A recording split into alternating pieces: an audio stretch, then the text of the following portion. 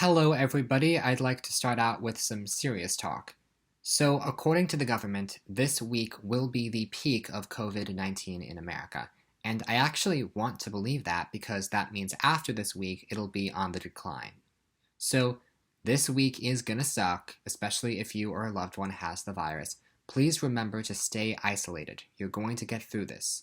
And to all the rest of us who are still stuck at home for the foreseeable future, my advice is to pick something that you can do on a weekly basis. It doesn't have to be a big thing, but anything that can give you that sense of progression of, oh, another week has gone by, will help, as well as help you remember what the days of the week are. I know it's not easy, so stay healthy, stay safe, stay connected with others through social media, and most importantly,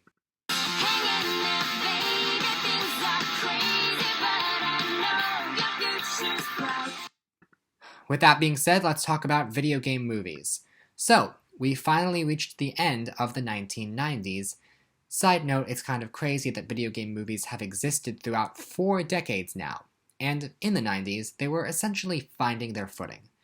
Super Mario Bros. Was supposed to be the breakthrough, but it missed the mark big time. Double Dragon had tried to ride Mario's coattails and ended up going down with the ship. Street Fighter tried something a bit different and managed to turn a profit. Mortal Kombat was a huge success, and the future seemed to be looking up, and then the sequel came out. Mortal Kombat Annihilation made a decent amount of money, but bad word of mouth started to spread, and eventually the stench of this movie ruined any goodwill that the first film created. And by this point, I think the stigma of video game movies suck had begun to take effect. How do I know this? Because 2 years later, we got Wing Commander, the next attempt at making a video game come to life on the big screen, and it bombed. I don't know how heavily this film was advertised, but it opened the same weekend as the film Baby Geniuses, and it made less money? How is that even possible? Now, this movie doesn't get talked about a whole lot. I was vaguely aware of the title Wing Commander only because the third game was mentioned in an episode of Angry Video Game Nerd, so I knew nothing about the franchise when I went to play the first game, but to my surprise, I loved it. For a game released 30 years ago, Wing Commander really holds up. It's super ambitious, it has a compelling story that changes based on how you play, it has interesting characters, good gameplay, and a fun atmosphere. It actually kind of feels cinematic at certain points in the game. And that's probably because of this guy, Chris Roberts, who created the game and was something of a pioneer in the gaming industry. This game set the bar for flight simulators going forward, and later on, the Wing Commander series would use full motion video. Heck, Chris was one of the first people to convince well-known film actors to act in a video game. So, well done, Chris Roberts. You made a genuinely great game. And of course, Hollywood ruined it. I guess the movie's director just didn't understand your vision, or... Oh. Well, this just got a lot more interesting. Alright, Chris, let's see how you did adapting your own story from pixels to pictures.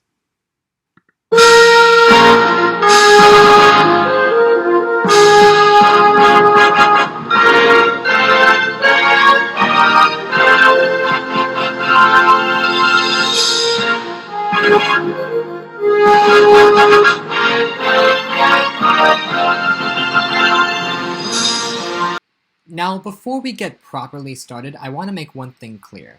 When filmmakers are adapting video games into films, there's often an entire series of games that they have to pull from. When I do research for these videos, I can't play everything, so I tend to focus on one game unless I know that it adapts the entire series. This film is called Wing Commander, with no subtitle. I only played the first game, and when I watched the film, not only could I understand it, but I was pleasantly surprised by it. And when I looked up other reviews, many people criticized the film for being unfaithful to later games in the franchise. I don't know what this adaptation process was like, but for the sake of this review, I will be comparing this film to the first game and the first game only. Got it? Alright, let's begin. Round 1. Characters. As video game narratives get slightly more sophisticated, we begin to face one of these signature problems with film adaptations in games. It becomes a necessary evil in most games that the protagonist is a fairly bland character, just an audience surrogate that interacts with the more interesting supporting cast. In the context of a game, there's nothing wrong with this because the audience is the protagonist.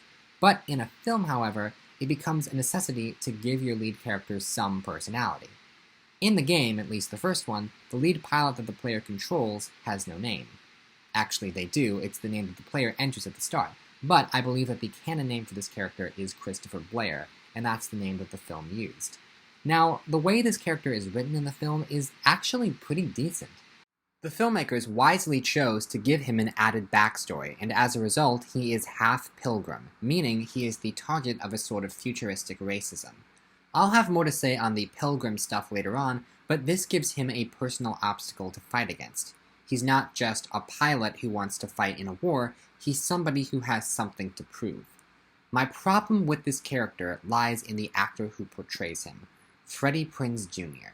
Now, I'm not super familiar with his other work, but outside of looking like a white Manny Jacinto, Freddie Prinze Jr. gives a very wooden performance in this movie. And I wouldn't mind it so much, except that part of his character is that he's supposed to be letting his emotions get in the way, and I never bought that from this performance. The actor has since commented that he didn't think too highly of the script when he made this movie, and I think it shows. I really do wish that this was a better performance because I think there was enough there on the page to make this character interesting. Moving on to our female lead, Angel. Now, this is an interesting case. I don't know how the character of Angel was developed in subsequent games, but her depiction in this film feels a bit off from her depiction in the first game. First of all, her hair looks different, and second, she's supposed to be from Belgium and speak with a French accent. But Saffron Burrows, who portrays her in the film, is British and retains her accent. As for the role she serves, I do feel like the filmmakers missed an opportunity to have the character of Spirit, who is a bit more prominent in the game as the first wing commander assigned to the protagonist, fill this role. But instead, Spirit is nowhere to be found. Come on, not even a cameo? But with that said, Angel, as depicted in the film, is a pretty good character, at least in comparison to some of the other female leads in these video game movies. She plays the tough, no-nonsense woman pretty realistically. She's given a nice backstory, with her having to move past her previous boyfriend not surviving the war, and I actually buy the romance between her and Blair, even though only one of the actors is trying. Now that's hard to do. The filmmakers decided to include Maniac as Blair's best friend, and they cast Freddie Prinze Jr.'s real best friend, Matthew Lillard. Yes, this cast is starting to look a little familiar, isn't it? I liked what little we saw of Maniac in the game, and how he was often used as a cautionary tale of what not to do, and he kind of serves a similar purpose in the film, but they gave him an arc and let him change over the course of the narrative due to his relationship with his girlfriend Rosie. Matthew Lillard and Ginny Holder surprisingly have legit chemistry, which makes her death actually have weight to it. We will get to that scene too, because damn. Wait a minute, it sure sounds like I'm praising this movie a bit too much. Let's remedy that by talking about Paladin, who's not bad, but wasn't very memorable either. His whole purpose in the film seemed to be to deliver exposition about the Pilgrim lore, which honestly wasn't very interesting and could have been simplified. It's a bit disappointing considering how likable his game counterpart was. The captains and commanding officers are in kind of the same boat. They weren't very memorable.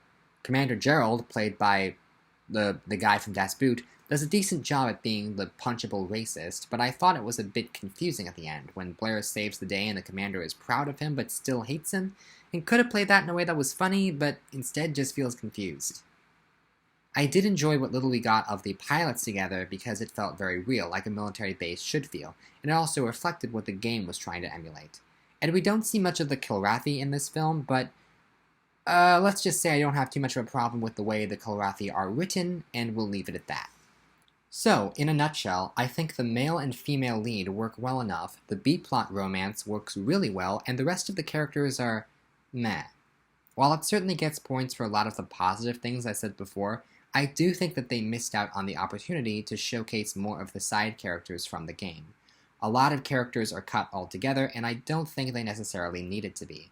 With that said, I do still think that the depiction of the lead characters is impressive, and so, after averaging everything out, I ended up with a score of 6. Round 2, Setting. So I really enjoyed the way the setting is portrayed in the game. Even though the story takes place in the far future, it feels surprisingly grounded in the real world. I feel like Chris Roberts did his research in figuring out what the real-world military is like. It basically feels like the Air Force, but in space. Let's call it the space... No, that's stupid.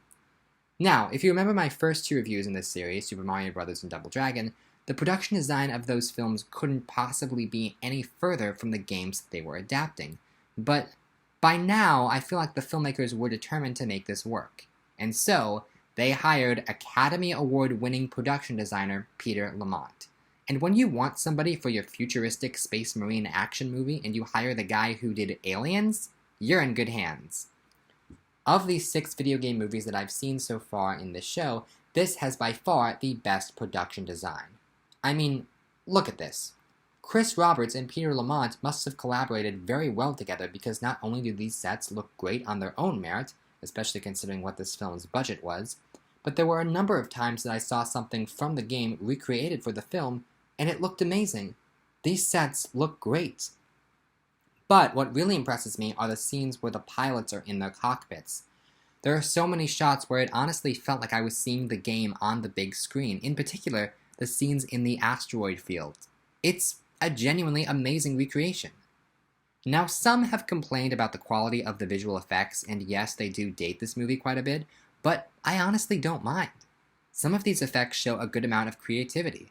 Sometimes they would transition from a CGI spaceship to a live-action set by moving the camera through a window, and while the effect might be obvious now, I feel like if I saw this back in 1999, it would have looked pretty seamless. Oh, and let's not forget that this movie does the Matrix effect before the Matrix came out. That is noteworthy. Even though the special effects aren't the greatest, that can be excused by the budget, and the amount of creativity shows. This isn't like Mortal Kombat Annihilation. They weren't lazy with these effects, they were smart. Some people might complain that the film's overall aesthetic looks too similar to things like Star Wars, but I feel that as an adaptation of what the game did, it handled the transition about as well as it could have. So, in this category, as a first for this series, I'm awarding a score of 10. Round 3, Story.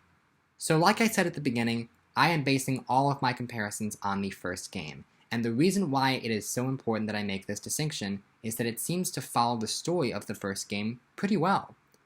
I was concerned that Chris Roberts would try and stick too much to the source material and not allow necessary changes to be made, but evidently this was not the case. The game essentially follows Blair and his rise through the ranks from a rookie to a major as he helps turn the tide in the intergalactic war. The game's story takes place over a seemingly much longer period of time than the film story, and while it would have been nice to see them strive for authenticity to the game, the new direction they went in does work, for the most part. I think the biggest problem in the film's plot is the idea of the Pilgrims. This was something that they added exclusively for the film, and while it works well to give Blair something personal to fight against, the actual lore behind the Pilgrims is a bit too complex. Essentially, they were an advanced type of human that revolutionized space travel but also turned evil. And I feel like there was a more interesting way to get this across rather than have Paladin just state exposition. There is a MacGuffin of this pilgrim cross that Blair carries with him at all times. There's even a legitimately well-written scene between Blair and Maniac where they argue over the necessity of him carrying the cross with him when all it does is put a target on his back. But some of the moments involving the pilgrim prejudice don't work nearly as well. Most notably, there's a scene where Paladin reveals his own pilgrim heritage after Blair loses his cross. This would be a touching scene were it not for the fact that we never actually see Blair lose the cross, he just suddenly doesn't have it. Apparently there was a deleted scene where he loses it, which begs the question, just how late in the process was this scene cut if they couldn't come up with another explanation for him losing it? Now, with that being said, there are some motifs throughout the film that work, like the idea of an order versus a suggestion that becomes associated with Angel's character. What's more powerful than that is the idea that once someone dies, the crew prefers to pretend that that person never existed, and I love what the writers do with this idea. I think the best executed part of the film is the death of Maniac's girlfriend, Rosie Forbes. The romance between the two of them is set up pretty well in other scenes, and the chemistry between the two actors works. So when we get to this scene, we see the two of them having a playful ego-off that leads them to disobey their commander's orders, resulting in Forbes' ship being damaged. Then we see her struggling to get back to base, all while the two of them continue to exchange jokes, but it's clear that they're only doing this as a coping mechanism to help each other through a very frightening situation. And then it all comes to a halt when she dies.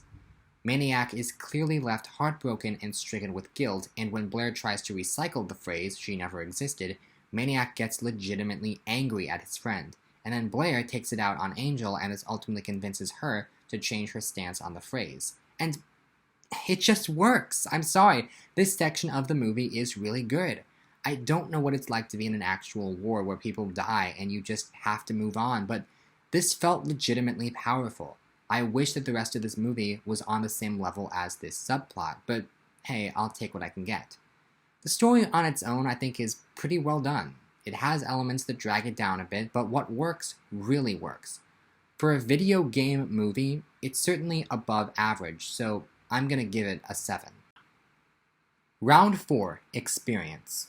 So as you can probably tell, I enjoyed this movie, and it's very clear to me that I am in the minority on this one. This film is not very widely seen. I couldn't find it on demand or Netflix, and so I had to watch it on a website that plays certain older movies for free. It was something of a sketchy website, and I can't count how many times during the movie I got a notification saying that my computer had a virus. Of the people who had seen the movie, those who weren't familiar with the game series criticized it for being dull and ripping off other sci-fi stories, while those who were familiar mainly criticized it for being unfaithful to later games in the franchise. A lot of people wanted the film to be like Wing Commander 3 and to feature the actors that were in the game. Supposedly they were busy at the time with other projects, but at least Mark Hamill does make a voice cameo? I don't mind that it's not like Wing Commander 3. It's like Wing Commander, and I'm happy with that. As an adaptation, I feel it works pretty good, or at least better than your average film adaptation of a video game. As stated before, the production design is incredible, and so is the score. They even managed to work in some of the music from the original game, which is pretty darn cool if you ask me. Where the film falters a bit is in the cinematography, which can get a bit hard to follow at times, and the pacing isn't always very smooth. The ending of the film is also a bit confusing because the Kilrathi fleet is destroyed, but then they immediately cut to Commander Gerald, who doesn't seem that happy and is acting like it wasn't the big victory that it was. Like, how hard would it have been to have a bunch of people cheering to make the point clearer? And okay, I put it off long enough. Let's talk about the Kilrathi. These effects are bad. However, unlike with Mortal Kombat Annihilation, the filmmakers seem to be very aware that the effect is terrible because they do everything they can to avoid showing it, including cutting out a crucial scene because it showed too much of them. And it doesn't make a whole lot of sense because in the third and fourth games, which used live-action footage, the Kilrathi looked like this. Why not reuse these designs? Supposedly, Chris Roberts never liked the way the Kilrathi looked in the game and wanted to tone down the fur, but come on. If you're gonna build up a race of evil, alien, feline people, I think this would have been a better payoff. But, on a more positive note, I do like the way that the film is structured. The action scenes with the pilots are the most accurate to the game, and they're great, but they don't overstay their welcome.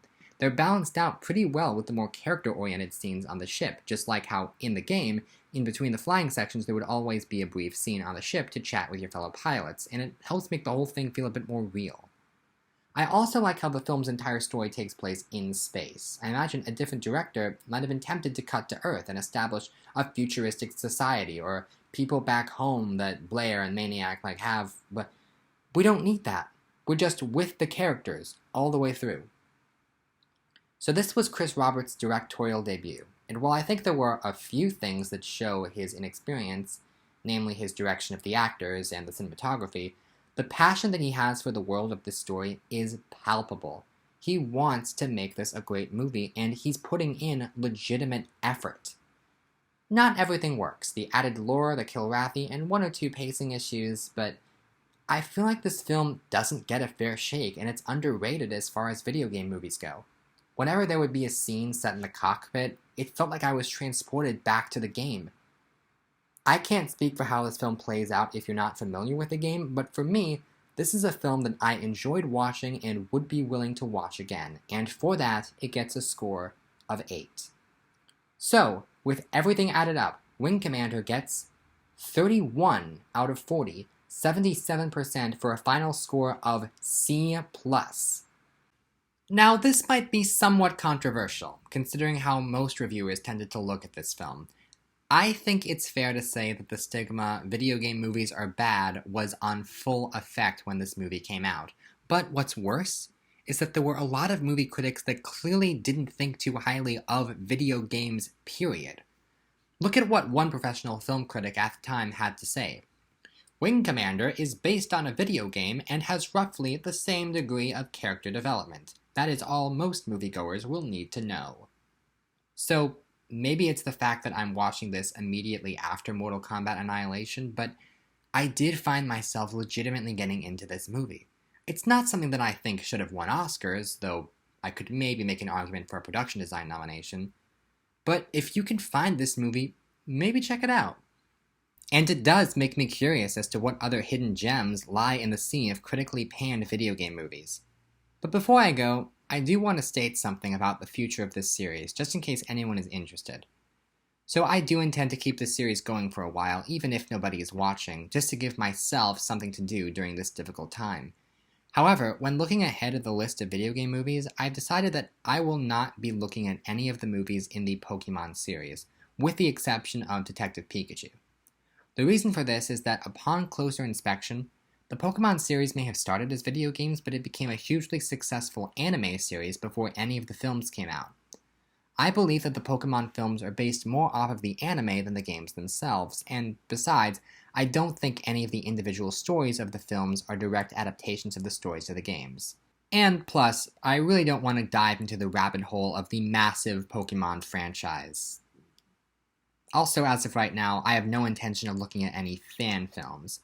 Most of these fan films, while not bad, are not really adaptations of games, they're more like tributes. At best, they recreate one scene from the game, or tell an entirely new story. The only fan films I know that are legitimate adaptations of video games are the two Life is Strange films directed by Carson Morrissey. And I would love to look at these films, but the thing is, I actually know Carson Morrissey, personally, and I don't think I could be objective and unbiased while discussing these films, so I probably won't cover these. Anyway, with that out of the way, my next review will be on Lara Croft Tomb Raider, starring Angelina Jolie. I'm really looking forward to this one. So, stay safe, and I will see you then. Bye.